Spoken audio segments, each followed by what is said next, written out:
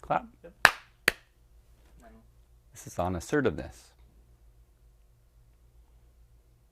Hey guys, it's Jared again. Happy to see you. I wanted to give you a little tip that I find useful. This is something that I share with clients quite a bit, and it's around the idea of assertiveness. I know a lot of us have heard a lot about assertiveness throughout our lives. You've heard of even assertiveness training, possibly. And this comes out of that type of mentality. When we talk about assertiveness, what we're thinking about is the way that we communicate with someone. And oftentimes, I find is a roadblock or a struggle with a lot of people in terms of treating their emotional body in a positive, healthy way so that it doesn't get in the way of their physical progress, their health, is to have a voice. People that don't have a voice aren't able to share what they think and feel. They might be scared of judgment. They might be scared of hurting people. They might be scared of being rejected. There's lots of fears around it. But what we find is if people are not assertive, what will happen is their body will respond to that. One thing that we know is when we are not assertive, our cortisol levels increase. When cortisol levels increase, our body tells itself to store fat. So oftentimes people that have a lot of fat in their belly or their thighs, and they just can't get rid of it, sometimes it's not a food thing, it's a cortisol thing. And one of the common causes of cortisol is not having a voice. So one of the best ways I find to help people have a voice is to talk about assertiveness. And once again, having a voice is being true to yourself and allowing that true self to come out with the people that you engage in through your voice. You're able to share what you think and what you feel in the way that's really you. That's assertiveness. I'm going to go a little bit more into that in a bit, but I want to talk about the two other styles to help you understand. There's also what we call passive. Passive is, I'm not going to share how I really feel. I'm scared. There's a fear there. I might not have a voice at all. I might not share anything. Or if I do share something, I'm going to share something that just helps everyone feel good. Because my goal is not to have my true voice come out.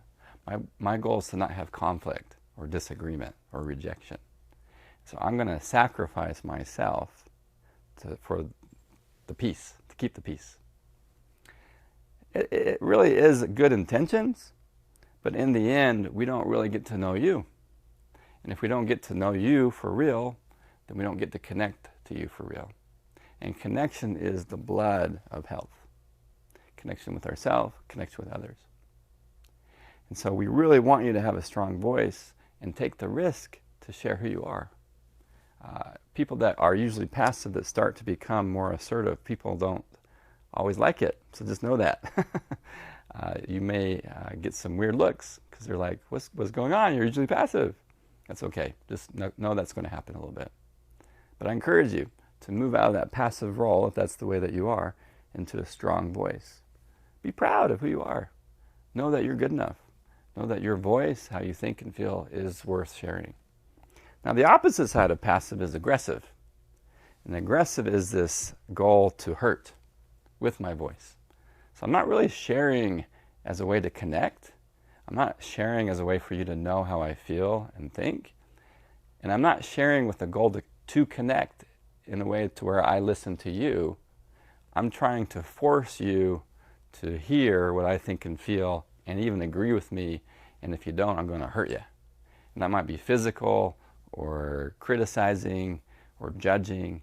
But aggression's goal is not to connect. It's for me to put my thoughts and feelings on you in a way for you to listen to me, but in a forcing type of way. Also creates distance. People that have an aggressive type of style do come off very strong. And it's kind of like walking on eggshells sometimes around these people, or they're real prickly. And so what we say for people that have aggressive styles, we need to soften. The passive we need to bring up. The aggressive we need to soften and bring down. And that creates that middle ground in the assertiveness, the assertive style. So what does that assertive look like? Well, assertive is I'm definitely sharing my voice. I'm definitely sharing how I think and feel. But I'm not doing it in a way to where I force you to listen to me. It's more of an invitation.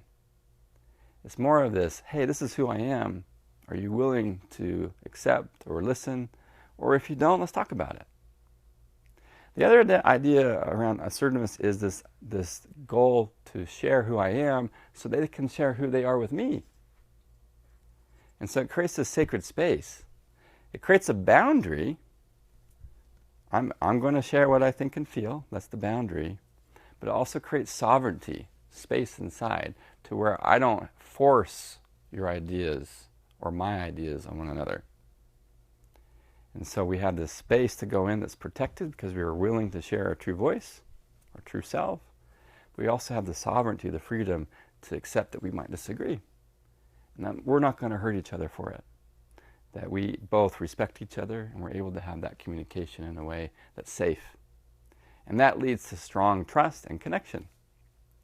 So hopefully that's helpful. If you're more passive, we need to bring you up. If you're more aggressive, we need to soften and get into that assertive zone. Thanks so much.